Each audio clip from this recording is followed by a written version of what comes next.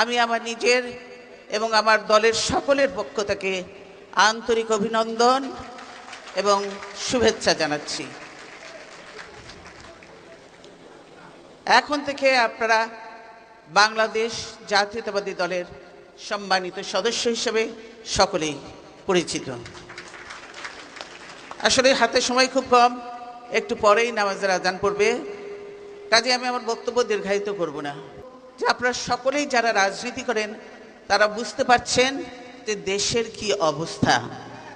বাংলাদেশের এই অবস্থায় আমরা যারা রাজনীতি করি তো দেশের ভালোর জন্য, দেশের মানুষের কল্যাণ করার জন্য, দেশের উন্নতির জন্য, দেশের সম্মান বৃদ্ধির জন্য রাজনীতি করি। কিন্তু আজকে সেই দিক থেকে বাংলাদেশের না আছে কোনো সম্মান, না আছে কোনো মর্যাদা, বাংলাদেশে না হয়েছে কোনো অর্থনৈতিক উন্নয়ন। বাংলাদেশ আজকে সব দিক থেকে আজকে বিপর্যস্ত।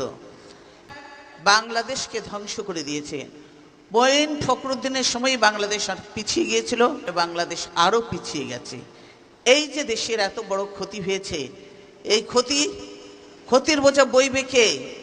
এই যে বলছে যে ইয়াং এদের সব এদের ঘাড়ে এসে পড়বে, এদেরকে এই ক্ষতির বোঝা বইতে হবে, টানতে হবে। সেজন্য আমাদের এখনো যেটুকু সময় আমাদের আছে সেই সময়টুকু আমাদের প্রত্যেকটা মানুষকে কাজে লাগাতে হবে। কি কাজে? দেশের এই বিপদের দিনে দেশকে বিপদ থেকে উদ্ধার করতে, অর্থাৎ আওয়ামী লীগের হাত থেকে দেশকে বাঁচাতে হবে।